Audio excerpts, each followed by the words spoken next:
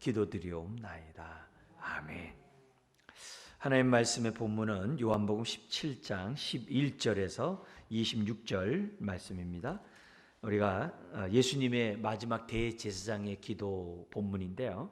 우리가 지난번에도 설교를 우리가 했습니다만 오늘 이제 교회론의 입장에서 이 주님의 그 마지막 대제사장 기도를 통해 교회가 어떤 교회인가, 주님이 십자가를 지면서 이루시고자 했던 교회가 어떤 교회였는지 그걸 바라보고 기뻐하셨다고 그랬거든요.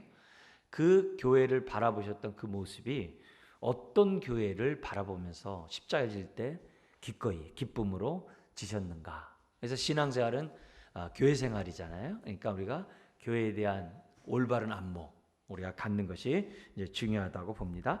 자, 그런 의미에서 지금 우리는 이제 17장을 통해서 교회는 이래야 되는구나 하면서 그 네 가지 특성이 우리 이제 그걸 네 가지 속성이라고 그래요. 그 네 가지 특성을 갖다가 이제 우리가 볼 건데요. 어떤 건지 생각하면서 한번 이 성경을 읽으면 이렇게 눈에 들어오겠다. 그래서 중요한 게 뭐냐면 통일성, 거룩성, 보편성, 사도성. 지금 네 가지 어려운 얘기했어요. 그 네 가지 특성이 지금 읽으면서 여러분이 보이면 대단하신 겁니다. 자, 그러면서 17장 11절서부터 우리 한 절씩 뒷부분 26절까지 교도하도록 하겠습니다. 11절입니다. 나는 세상에 더 있지 아니하오나 그들은 세상에 있사옵고 나는 아버지께로 가옵나니 거룩하신 아버지여 내게 주신 아버지의 이름으로 그들을 보전하사 우리와 같이 그들도 하나가 되게 하옵소서. 내가 그들과 함께 있을 때 내게 주신 아버지의 이름으로 그들을 보전하고 지키었나이다. 그 중에 하나도 멸망하지 않고 다만 멸망의 자식뿐이오니 이는 성경을 응하게 함이니이다. 지금 내가 아버지께로 가오니 내가 세상에서 이 말을 하옵는 것은 그들로 내 기쁨을 그들 안에 충만히 가지게 하려 함이니이다.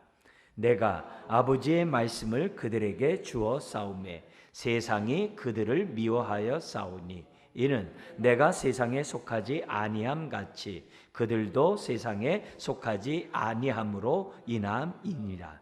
내가 비옵는 것은 그들을 세상에서 데려가시기를 위함이 아니요 다만 악에 빠지지 않게 보전하시기를 위함이니이다. 내가 세상에 속하지 아니함 같이 그들도 세상에 속하지 아니하여 싸움나이다. 그들을 진리로 거룩하게 하옵소서. 아버지의 말씀은 진리니이다. 아버지께서 나를 세상에 보내신 것 같이 나도 그들을 세상에 보내었고 또 그들을 위하여 내가 나를 거룩하게 하오니 이는 그들도 진리로 거룩함을 얻게 하려 함이니이다.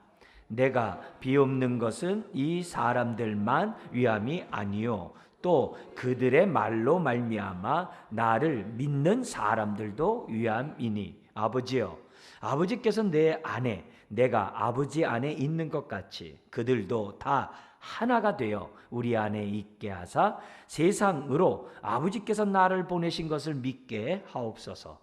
내게 주신 영광을 내가 그들에게 주어 싸우니 이는 우리가 하나가 된 것 같이 그들도 하나가 되게 하려 함이니이다. 곧 내가 그들 안에 있고 아버지께서 내 안에 계시어 그들로 온전함을 이루어 하나가 되게 하려 함은 아버지께서 나를 보내신 것과 또 나를 사랑하심 같이 그들도 사랑하신 것을 세상으로 알게 하려 함이로소이다.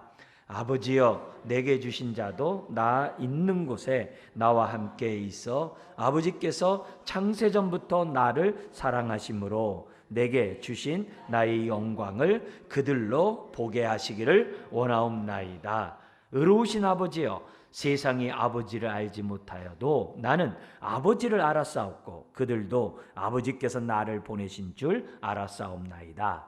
내가 아버지의 이름을 그들에게 알게 하였고 또 알게 하리니 이는 나를 사랑하신 사랑이 그들 안에 있고 나도 그들 안에 있게 하려 함이니이다. 아멘. 우리가 지금 교회가 뭐냐라고 해서 교회의 정의를 삼일체 하나님의 입장에서 교회를 그동안 봤어요. 그래서 성부 입장에서의 하나님, 저희 교회의 정의가 뭐예요? 성부 입장에서 볼 때 택함 받은 하나님의 백성들의 모임이 교회예요. 그죠? 그리고 성자 입장에서 교회는 뭐냐? 그리스도의 몸이 교회예요. 그죠? 그리스도의 몸의 머리 되신 주님을 정말 그분을 따라서 서로 상합하고 연락된 그리스도의 몸이 교회예요. 성령 하나님의 입장에서 교회는 뭐죠? 성령의 전이에요. 근데 우리가 이 성부 택함 받은 하나님의 백성의 그런 모임에서 강조점, 그 특징들을 알아야 우리가 이 교회를 교회답게 한다는 얘기를 우리가 그동안에 봤어요. 이제 그거는 우리 이제 홈페이지에다 녹음되어 있으니까 여러분들이 보면서 보충했으면 좋겠고, 오늘은 이 삼일체 이 하나님의 입장에서만 교회를 보는 것이 아니라 예수님이 말씀하신 말씀을 통해서 교회를 보자는 거예요. 예수님이 교회에 대해서 뭐라고 말씀하시는가? 요걸 보면은 삼일체 하나님의 내용과 또 이렇게 시줄과 날줄이 연결되듯이 이렇게 교회론을 보다 더 잘 이해해. 삼일체 하나님의 입장에서 정의한 그 교회를 보다 더 깊게 잘 알게 하는 말씀이 오늘 본문 안에 있습니다. 특별히 교회가 교회다우려고 하면은 예수님이 말씀하신 교회의 특성을 갖춰야 된다는 거예요. 그런 걸 갖다 우리는 교회의 속성이라는 말로 이제 통일해서 사용하고 있습니다. 그래서 오늘 지금 네 가지를 얘기하겠습니다만 이 네 가지가 다 있어야 교회가 교회다울 수 있어요. 그걸 우리들이 좀 살펴봤으면 좋겠습니다. 이 17장이 대제사장의 마지막 기도이고 세 부분이죠. 하나는 1절부터 5절까지 자기 자신을 위하여 예수님이 나를 영화롭게 해달라고, 즉 나의 십자가를 통하여 하나님의 영광이 나타나게 해달라고, 그런 자신을 위한 그 기도를 갖다 했고, 그리고 6절에서부터 19절까지는 지금 남아있는 제자들을 위하여, 승천하면서 남은 제자들 있잖아요. 그 제자들을 위한 기도예요. 그리고 20절에서부터 26절까지는 그 제자들을 통해서 믿는 교회들, 오늘 저와 여러분들까지 포함한 우리를 위해서 한 그런 기도입니다. 자, 이런 기도 가운데 지금 예수님이 바라봤던 교회가 뭐냐? 첫 번째 속성은 뭐냐면은 이 교회는 통일성이 있어야 한다는 거예요. 통일성이라는 표현을 쓸게요. 그러니까 통일성이 있어야 되는데 이 통일성이 뭐냐? 진리의 말씀, 진리의 말씀에 기초해야 한다는 거예요. 그게 강조점이에요. 진리의 말씀의 터 위에 교회가 깊게 뿌리를 받고 세움을 입어야 하는 것이 교회예요. 굉장히 중요한 그런 말씀이에요. 그러니까 진리의 말씀 위에 교회가 세워진다는 의미에서 바로 뭐예요? 우리를 통일성을 이루는 것이 뭐냐면 진리의 말씀이라는 거예요. 그거를 우리 주님이 보여주셨어요. 그러니까 2000년 전의 교회나 전 세계에 흩어져 있는 모든 교회나 지금의 교회나 다 똑같아야 돼요. 왜? 주님의 몸이니까, 성령의 전이니까, 구원받은 하나님의 백성의 모임이니까 다 똑같아야 돼요. 모든 교회는 진리의 터 위에 교회가 세워 있어야 한다는 것을 우리들에게 보여주고 있어요. 아무리 우리가 교회는 토착화돼야 되고 교회는 각 나라의 특성 갖춘다고 아무리 하더라도 그는 모양과 무늬와 그 사람의 문화에 따라 다를 뿐이지, 그러나 그 교회도 어디에 기초 위에 세워져야 된다? 진리의 말씀의 터 위에 교회가 세워져야 된다. 이거는 우리 개인도 마찬가지예요. 말씀을 떠나면 안 된다는 것을 우리들에게 보여주고 있어요. 그런데 캐톨릭 같은 데는 뭐냐면 이 통일성이라는 이 단어를 그 사람들은 자신들이 갖고 있는 그런 조직 이런 거 있잖아요. 교황, 뭐 추기경, 뭐 그 밑에 뭐 대사제, 사제 이래가지고 딱 이렇게 군대 조직 같이 이렇게 기기적으로 딱 돼 있잖아요. 이런 걸 갖다 통일성이라고 얘기를 해요. 그러나 개신교에서는 그걸 통일성이라고 안 하고, 이 개신교는 뭐냐면 내적인 통일성을 얘기를 해요. 뭐냐면 진리의 말씀에 따라 하나님을 나의 아버지라고 고백하고, 진리의 말씀에 따라 예수님을 나의 구세주라 고백하고 나의 주님이라고 고백하면은 그게 뭐예요? 진리의 터 위에 세움을 입은 사람이요 교회라고 선포하는 거예요. 바로 그 진리의 말씀이 우리를 하나님의 자녀가 되게 하고 그리스도의 몸의 지체가 되게 하고 성령의 전이 되게 한다는 거예요. 그 말씀이 우리를 하나 되게 하고 한 몸 이루게 하고. 여러분 고린도 교회 이렇게 전설을 보면은 고린도 전설을 보면은 야 이게 교회가 맞나? 빨리 문 닫아야 돼요. 오늘날 얘기하면요 벌써 그 손가락질 받아가지고 고린도 교회는 문을 빨리 닫아야 됩니다. 그게 덕이에요. 그게 볼 때 정말 복음을 가리지 않아요. 영광을 가리지 않아요. 답답한 모습이지만은 고린도 교회에 나타난 그 문제를 보면요 있을 수 없는 일들이 교회 안에 있는 거예요. 근데 1장에서 바울은 그런 고린도 교회를 향하여 하나님의 교회라고 정의를 해.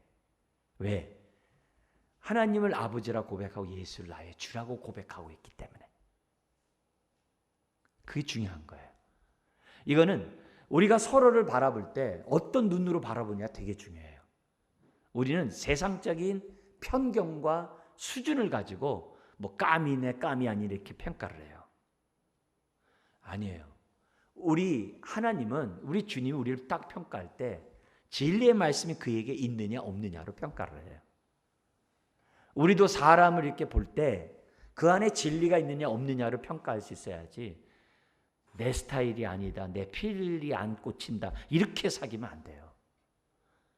그에게 진리의 말씀이 있느냐 없느냐 그게 우리를 한 몸 되게 하고 한 그리스도인으로서 한 성전을 이루어가는 데 있어서 중요한 관점이라는 것을 우리들에게 보여줘요.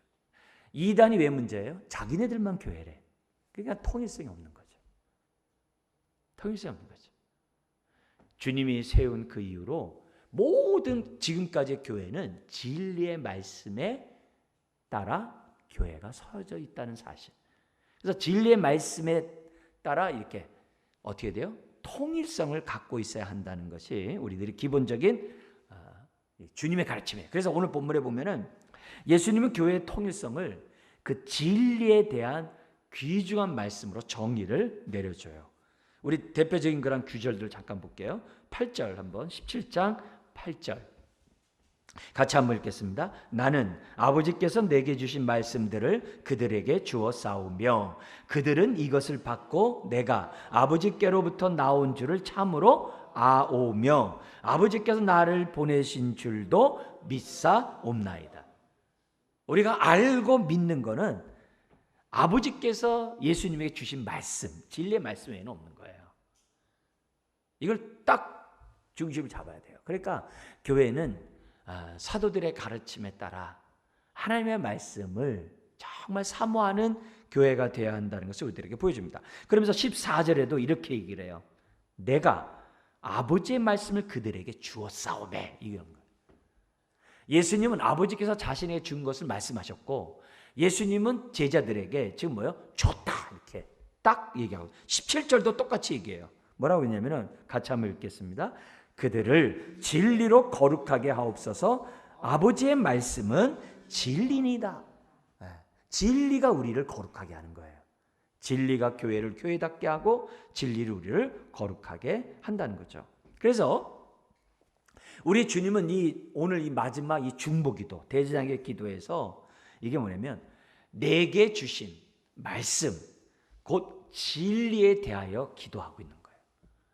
그 진리에 따라 교회가 든든히 서가고 진리에 따라 예수 믿는 사람이 생겨나게 하고 그 진리에 따라 신앙생활하고 살아가게 해달라고 우리 예수님이 기도하고 있는 거죠. 그러니까 교회를 교회답게 하는 게 뭐예요? 진리의 말씀이에요. 교회를 하나로 묶는 게 뭐예요? 진리의 말씀이에요. 교회를 통일되게 하는 것이 뭐냐? 진리의 말씀이에요. 그래서 이 말씀에 따라 우리가 하나 돼야 돼요. 바울도 여기에 따라서 디모데전서 3장 15절에 이렇게 얘기를 했어요. 뭐라고 얘기하냐면은 만일 내가 지체하면 너로 하여금 하나님의 집에서 어떻게 행하여야 할지를 알게 하려 함이니. 바울이 디모데에게 어떻게 하나님의 집, 교회에서 행해야 되는지 알게 하려고 하는데, 이 집은 살아계신 하나님의 교회예요. 그 다음 구절, 진리의 기둥과 터니라. 아멘이죠. 교회는 진리의 기둥과 터예요. 그러니까 교회가 교회답게 하는 것은 진리의 말씀에 따라 교회가 서 있을 때 교회가 교회다운 거예요. 그래서 말씀 이런 얘기예요. 그래서 우리가 교회는 바른 진리 위에 세워져야 된다. 우리도 바른 진리에 따라 알고 믿어야 돼. 아까 예수님이 그랬잖아요. 내게 주신 말씀으로 그들이 알았고 믿었사오며. 우리는 진리의 말씀을 떠나서 하나님 아버지 예수 그리스도 성령님을 알고 믿을 수가 없어요. 감사하게도 성령의 감동이 되어 성경을 기록하게 하셨어요. 이게 은혜예요.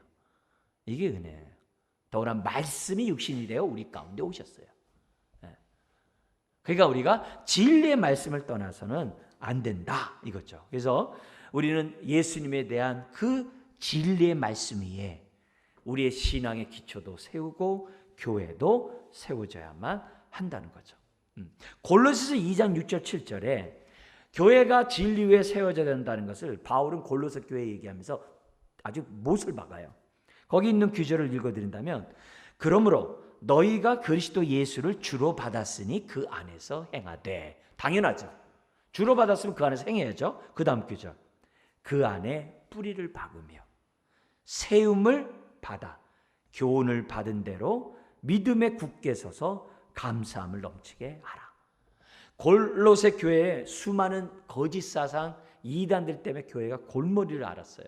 왜 그런지 아냐? 너희가 믿는 예수를 모르기 때문에 그렇다.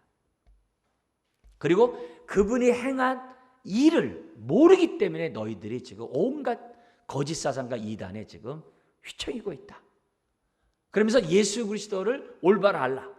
그러면서 하나님과의 관계에서 보이지 않는 하나님의 형상이라고 그래요. 피조물과의 관계에서 그분은 먼저 나신 자, 즉 창조자라고 그래요. 창조자. 먼저 나셨다 해서 피조물이라는 개념이 아니라 모든 것의 근원이라는 의미에서 먼저 나셨다. 그 다음에 교회와의 관계에서 그분은 교회의 머리다. 그분은 탁월한 분이라는 거예요. 예수님은. 그리고 탁월할 뿐만이 아니라 구원과 그 위에 모든 것을 이루는데 충분하다. 그게 골로새서예요. 그게 예수 그리스도의 탁월함과 예수 그리스도의 충분함. 그게 골로새서입니다. 그러니까 골로새로 보면 막 마음이 뜨거워지는 그런 말씀이에요. 그러면서 뭐냐면 너희는 그 그리스도 안에, 그분은 주라고 고백했으면 그 안에 거하고 그분의 말씀의 터 위에 깊게 뿌리를 내려 뭐라고 해요? 세움을 입고 그 다음에 믿음에 굳게 서서, 그러면 이런 삶에 뭐가 넘친대요? 감사가 넘친다고 그러는 거예요. 그게 신앙생활이에요. 그 근본적인 뿌리에서부터 근원이 진리의 말씀이에요. 그래서 내가 얼마나 진리의 말씀에 굳건히 서 있는가, 그게 되게 중요한 거예요. 굉장히 중요한 거예요. 그래서 내가 교회이고 우리가 교회니까 진리의 말씀 위에 굳건히 뿌리를 내려서 세우며 믿음에 굳건히 서서 감사가 넘쳐나는 삶을 살아야 한다는 게 첫 번째 교회의 교회다움이에요. 두 번째 교회의 교회다움이 뭐냐면은 거룩성이에요. 거룩함이에요. 다시 말하면 교회는 진리의 말씀에 따라 순종해야만 한다는 거예요. 네. 왜? 순종이 구별됨이고 순종이 거룩함이거든요. 순종 없이 거룩은 없거든요. 그래서 두 번째 교회가 교회다우려면 거룩해야 돼요. 근데 그 거룩은 어떤 거룩이에요? 진리의 말씀에 따라 순종하는 삶이 거룩이에요. 그걸 우리가 알아야 돼요. 그래서 바른 진리가 있는 곳에 뭐가 있는 거예요? 거룩이 있다. 그 얘기예요. 진리의 말씀이 있는 곳에 거룩함이 있다. 왜냐하면 말씀 우리를 구별되게 하니까. 그게 거룩함이라는 거예요. 그래서 19절 한번 볼까요? 17장 19절에 같이 한번 읽겠습니다. 또 그들을 위하여 내가 너를 거룩하게 하오니 이는 그들도 진리로 거룩함을 얻게 하려 함이니이다. 우리의 거룩함은 진리의 말씀에 따라 거룩해야 되는 거예요. 어느 때요? 그 말씀에 따라 회개하고 그 말씀에 따라 순종. 그렇게 살 때 우리가 구별되고 거룩하다. 이렇게 돼 있어요. 그리고 진리의 말씀이 거룩하기 때문에 어떤 유익이 있냐면요, 선악을 분별해요.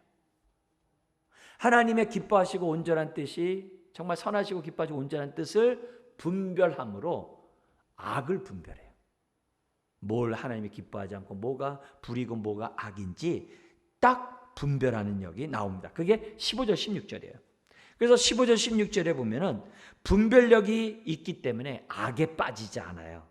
그래서 15절 16절 한번 읽겠습니다. 내가 비옵는 것은 그들을 세상에서 데려가시기를 위함이 아니요 다만 악에 빠지지 않게 보전하기를 위함이니이다. 내가 세상에 속하지 아니함 같이 그들도 세상에 속하지 아니하여 싸움나이다. 아멘이죠. 내가 하나님의 성전 나오려면 거룩해야 돼요. 구별된 삶을 살아야 돼요. 교회도 구별돼야 돼요. 그래야 악을 분별해요. 그래서 그 악에 빠지지 않을 수 있는 저와 여러분들이 될 수 있어요. 근데 악에만 빠지지 않을 뿐만이 아니라 14절도 놀라워요. 이 악한 세상에서 우리가 어떻게 돼요? 거룩의 삶을 살게 하는 것이 진리의 말씀이라는 거예요. 그게 14절이에요. 제가 읽어드릴게요. 내가 아버지의 말씀을 그들에게 주어 싸우매 세상이 그들을 미워하여 싸우니 이는 내가 세상에 속하지 아니함 같이 그들도 세상에 속하지 아니함으로 인함이니이다. 그러니까 내가 세상에 속하지 않았기 때문에 핍박을 받아봐야 돼요. 그게 진리 가운데 서 있는 거룩한 성도예요. 예수 믿는 것 때문에 손해를 봐야 돼요. 예수 믿는 것 때문에 왕따를 당해야 돼요. 그러니까 나중에는 뭐 왕따가 왕을 따르는 제자가 왕따래요. 그러니까 우리 그렇게 바꾸면 되고, 어쨌든 내가 신앙생활하면서 세상으로부터 미움을 받아보는 그런 모습이, 그렇다 할지라도 뭐요? 진리로 거룩하게 사는 거죠. 근데 카톨릭 같은 데는 이 거룩성을 바깥에서 외적인 의식에서 찾아. 그래서 칠성례 이렇게 하잖아요. 그렇게 하면서 그렇게 찾아요. 근데 성경은 내적인 거룩함에 초점을 두고 있어요. 항상 내적인 통일성. 그래서 개신교에서는 세례와 성례식 외에는 다 인정하지 않아요. 왜요? 성경에 나와 있는 것만 우리가 인정하기 때문이죠. 중요한 거는 이게 왜 진리로 거룩한 것이 왜 중요하냐? 그래야 주님 닮아요. 그래야 주님이 기뻐하는 사람이 돼요. 그래야 우리를 보고 주님을 봐요, 사람들이. 그래서 구별된 삶을 살아야만 한다는 거죠. 그래서 우리가 이런 의미에서 이 거룩성이 나의 나됨과 교회의 교회됨이 거룩한 이 부분을 잊어서는 안 돼요. 이 세상의 거룩과 기독교의 거룩에 공통점들이 많죠. 왜요? 일반 은총 가운데 주어지기 때문에. 그러나 여기서 거룩성을 얘기할 때는 그 핵심이 뭐냐면 진리의 말씀에 순종함으로 거룩해진다. 그게 초점이에요. 진리의 말씀이 우리를 통일되게 하지만 진리의 말씀이 우리를 거룩하게 해요. 어때? 순종할 때. 그래서 교회는 거룩성을 위하여 말씀에 순종하는 교회가 돼야 한다는 거죠. 예를 들면 구제를 한다고 그게 거룩한 게 아니죠. 구제를 하면서 나를 알아주세요 그러면 거룩이 아니죠. 근데 구제를 하는데 내가 어떻게 돼요? 오른손이 하는 걸 왼손이 모르게 한다면 그게 거룩이죠. 그게 주의 말씀에 순종한 모습이기 때문에 그런 구제는 거룩한 거죠. 높은 자리에 앉았다고 거룩이 아니죠. 높은 자리에 앉았는데 섬기면 그게 거룩인 거죠. 왜? 순종하라 했으니까. 그렇게 되는 거예요. 또 지극히 작은 자에게 무시하고 옆에서도 무관심한 게 거룩이 아니죠. 순종해서 물 한 그릇 떠주면 그게 거룩이죠. 그게 주의 말씀에 순종인 거죠. 그리고 교회는 강한 자가 약한 자의 약점을 감당하는 게 그게 거룩이에요. 그게 순종이에요. 근데 이것을 성령님 우리들에게 역사하고 있는 거죠. 그래서 우리가 성령의 전이기 때문에 거룩한 하나님의 영이 계신 곳이 바로 교회고 우리다. 그러므로 거룩해야 되는데 어떻게 해요? 말씀에, 진리의 말씀에 순종함으로. 그래서 교회는 순종하는 공동체가 돼야 돼요. 세 번째 아주 교회다움이 있어요. 그게 뭐냐면 사도성이에요. 세 번째가 사도성인데, 사도성이라는 말은 무슨 말이냐면, 사도가 뭐냐면 보냄을 받은 자라가 사도거든요. 그래서 사도성이란 말은 뭐냐면은 진리의 말씀을 가지고 순종만 하는 게 아니라 진리의 말씀을 전하면서 사는 다는 의미에서 사도성이에요. 진리의 말씀을 전한다 해서 사도성이라고 하는 그런 표현을 쓰고 있어요. 그래서 내가 진리로 구원받고 진리에 순종하며 사는 사람은요, 불신자 보면요 마음이 불편해요. 왜냐하면 바울이 얘기했던 것처럼 그 사람 때문에 내가 먼저 구원받았기 때문에 빚을 진 자처럼 느끼게 돼 있어요. 바울이 한 얘기예요. 그래서 불신자 보면은 부담이 있어요. 빚을 갚아야 되는데. 그게 전도예요. 그게 이 사람들에게 진리를 전달하는 사도성. 그게 내가 교회다움이고 우리가 교회다움에 있다는 것을 우리들에게 보여줘요. 왜 하나님이 우리를 왕같은 제사장으로 삼았어요? 사도성의 삶을 살라고. 진리를 전하라고. 하나님의 아름다운 덕을 전하라고. 왜 나를 불렀어요? 보내려고. 말씀을, 진리의 말씀을 전하는. 그래서 18절 같이 한번 읽겠습니다. 아버지께서 나를 세상에 보내신 것 같이 나도 그들을 세상에 보내었고. 이 보내다는 게 사도거든요. 보내었고 딱 그러잖아요. 그래서 여기 보면은 25절도 한번 보겠습니다. 같이 읽겠습니다. 의로우신 아버지여, 세상이 아버지를 알지 못하여도 나는 아버지를 알았사옵고 그들도 아버지께서 나를 보내신 줄 알았사옵나이다. 그러니까 우리 주님이 부활하셔서 문 꽁꽁 잠고 있는 제자들이 나타나셔서 평안을 빌고 아버지께서 나를 보낸 것처럼 나도 너희를 보내노라. 그렇게 하셨던 거예요. 그리고 숨을 내쉬며 성령 받아라. 권능을 입으라는 거죠. 그리고 권세.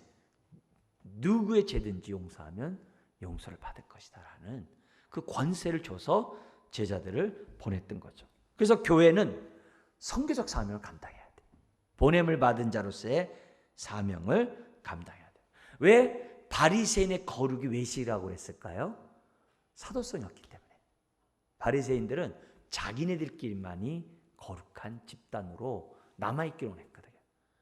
그리고 하나님의 말씀에 순종하지 않는 자들과 상종도 안 했거든요. 그래서 바리새인의 거룩은 외식이라고 그런 거예요. 그럼 예수님의 거룩은 뭐예요? 세리와 함께 있으면서 세리가 내가 죄인임을 깨닫게 하는 것이 주님의 거룩이에요. 우리가 찾아야 될 내적인 거룩인 거예요. 형식의 거룩이 아니라 내적인 거룩을 해서 불신자들이 우리 옆에서는요 불편해야 돼요. 죄짓기가 불편해야 돼요. 그런 것을 우리 주님 우리들에게 보여주고 있어요. 그래서 저와 여러분들이 항상 전도함으로 형제 삼고 자매 삼고자 하는 이런 기본 마음, 그게 우리들에게 있어야 될 교회의 세 번째 속성이에요. 이게 교회다움이에요. 나를 통해서 계속 진리의 말씀이 나가야 되겠죠. 네 번째, 이 마지막 이제 교회가 교회다움의 모습이 뭐냐면 보편성이에요. 보편성이 뭐냐? 교회는 진리의 말씀을 받은 사람들이 한 몸씩 지체의식을 갖는 것을 보편성이라고 그래요. 그래서 누구나 예수 믿고 교회에 들어오면요, 형제자매네, 한 가족이네, 한 권석이네 라고 있잖아요. 사람들이 생각하게 돼 있어요. 그거는 보편적이에요. 교회에 들어와 가지고서 한 몸 의식이 없으면, 한 성령의 전이라는 의식이 없으면, 부름받은 한 백성의 의식이 없으면 교회 생활을 할 수가 없죠. 그래서 항상 누구나 보편적인 그러한 생각을 갖고 있다는 거죠. 교회는 그리스도의 몸이에요. 건물이 아니라 우리가 교회라는 거 우리가 잘 알고 있죠. 근데 이 교회는 이 땅만에 있는 것이 교회가 아니에요. 다 어디예요?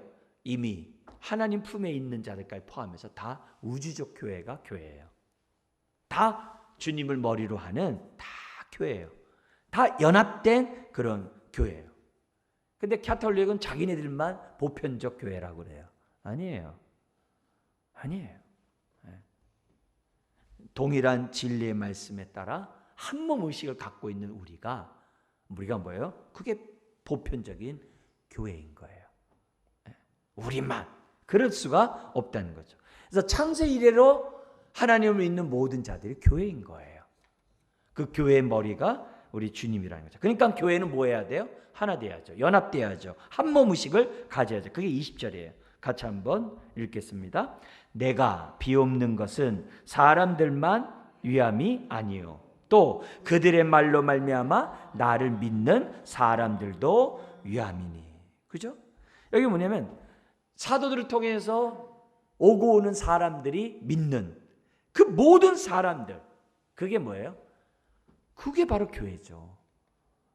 그게 보편적인 교회죠. 특수함을 얘기하면 그건 이단이 되고 이렇게 되는 거죠. 21절도 보세요. 뭐라고 되어 있냐면은 이 모든 교회의 보편성이 21절에 이렇게 나타나요. 되게 중요한데요. 같이 읽겠습니다. 아버지여, 아버지께서 내 안에, 내가 아버지 안에 있는 것 같이 그들도 다 뭐가 돼요? 하나가 되어 우리 안에 있게 하사 세상으로 아버지께서 나를 보내신 것을 믿게 하옵소서. 뭐라면 예수님이 아버지가 내 안에 내가 아버지 안에 있는 것처럼 그들도 우리 안에 있게 해달라. 우리 안에 그들이 다 우리 안에서 하나가 되어 정말 있게 해달라고 하는 이것은 이게 교회예요. 이게 보편적인 거죠.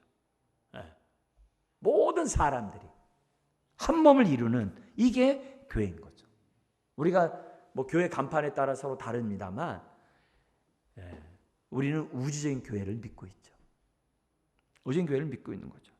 22절에도 하나가 나와요. 그죠?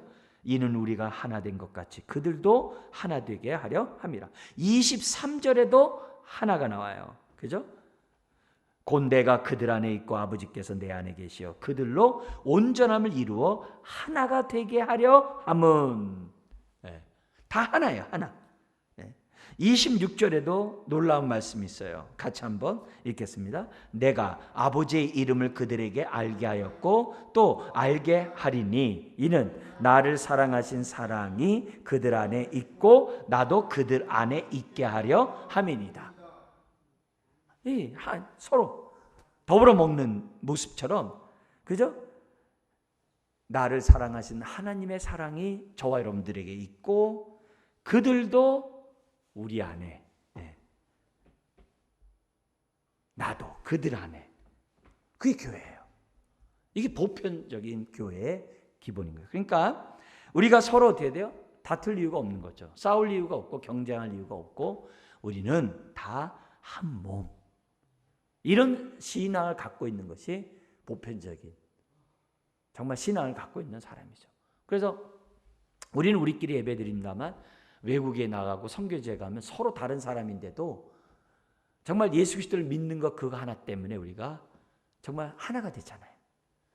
그게 교회예요. 그게 교회예요.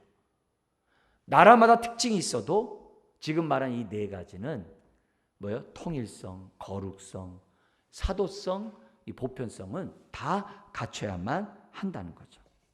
자, 그런 가운데 오늘 우리 요 네 가지 내용이 오늘 본문 오전에 봤던 말씀에서도 찾을 수가 있어요. 한번 잠깐 볼게요. 이거 보고 마치겠는데요. 사도행전 2장 42절에서 47절 오늘 본문에서 이 네 가지 모습을 찾아볼 수가 있어요. 여기 보면은 첫 번째 우리가 볼 게 뭐냐면 통일성이잖아요. 통일성이 뭐냐면 42절에서 찾아볼 수 있어요. 뭐가 있냐면은 성령의 임함으로 그들이 사도들의 가르침을 받았다고 그랬잖아요. 사도들의 가르침, 진리의 말씀을 그들이 받았다는 거예요. 그리고 또 그 진리의 말씀을 그들이 어떻게 돼요? 전수하는 그런 사명을 감당하거든요. 그런 의미에서 여기 진리의 말씀을 가르침을 받는 이 모습에서 교회는 진리의 말씀 위에 세움을 입었구나 라고 하는 통일성을 볼 수가 있는 거예요. 진리의 통일성이 오늘도 우리들이 흐르고 있죠. 그 다음에 거기 또 42절에 보면 오로지 기도에 힘쓴다. 이게 뭐예요? 거룩성이거든요. 구별됨이거든요. 기도에 힘쓰는 것은 정말 구별된 이런 모습, 이런 자가 뭐가 나와요? 뒤에 44절에 46절에 어떻게 돼요? 필요에 따라 물질을 나눠주고 하는 삶의 구별됨이 나와요. 옛날에는 움켜잡고 자기만 알았는데 서로 베풀고자 하는 그런 모습이 나오고 있어요. 그러니까 하나님 앞에 거룩한 자가 삶에 구별된 거룩한 삶을 산다는 게 두 번째 교회의 특성이 딱 나오는 거예요. 세 번째가 나오는 게 뭐냐면은 여기 그 사도성에 대한 얘기를 47절에 찾아볼 수 있어요. 뭐가 있냐면은 온 백성에게 칭송을 받으니 주께서 구원받는 사람이 날마다 더하게 하시니라. 여기서 진리를 전하는, 내가 받은 은혜를 나타내는 게 진리를 전하는 거잖아요. 그래서 구원의 역사가 일어나는 사도성의 모습이 본문 안에 나오고 있어요. 그죠? 그러니까 이런 부분에서 이 교회가 건강하려면 이게 나와야 한다는 거죠. 그리고 마지막 나온 게 뭐 있었죠? 보편성이잖아요. 그 보편성이 뭐냐면은 42절과 46절에 나오는 것처럼 서로 교제하고 떡을 떼는 데서 나와요. 서로 교제하고 떡을 떼. 이게 성도의 내적인 교제, 내적인 연합을 이루는 보편성이에요. 그러니까 교회가 교회다운지, 그 교회의 건강함이 바로 여기 네 가지 요소 속에서 우리들이 찾아볼 수 있다는 거죠. 그러니까 이게 우리가 그냥 교회 생활을 그냥 하는 게 아니라 교회가 뭔지를 우리가 알고 거기에 맞는 신앙생활을 할 때 그만큼 성령의 교통함의 역사가 나오는 거고 경험하는 거죠. 우리가 왜 말씀을 사모해야 돼요? 그래야 이것이 사도의 전통에 서는 거고, 그래야 우리가 어떻게 돼요? 구별된 거룩한 삶을 살 수 있는 거고, 그래야 우리가 어떻게 돼요? 이 진리의 말씀을 계속 다음 세대 사람들에 넘길 수 있는 거고, 그래야 우리가 어떻게 돼요? 그들과 내가 한 몸, 한 교회를 세워갈 수 있는 거잖아요. 바로 그 네 가지의 교회의 그 특성이 지금 이 본문 안에 나온 거예요. 근데 알고 봤더니 예수님의 마지막 대제사장의 중보기도 요한복음 17장에 그 내용이 딱 들어있는 거예요. 그리고 예수님은 이 교회를 바라보고 즐거이 십자가를 지셨다 그래요. 다시 말하면 우리 주님은 교회의 영광을 바라보고 십자가를 지신 거예요. 저와 여러분들 한 사람 한 사람을 구원해서 구원받는 자들을 모아가지고 영광스러운 교회를 만들려고 십자가를 지신 거예요. 그래서 창조의 꽃이 뭐죠? 창조의 꽃. 창조의 꽃이 뭐예요? 가정이에요. 그럼 구원의 꽃은 뭐예요? 그게 교회인 거예요. 그게 교회인 거예요. 그래서 우리가 교회를 교회답게 하는 저와 여러분들이 될 때 신앙이 즐겁고 재밌고 좋은 거죠.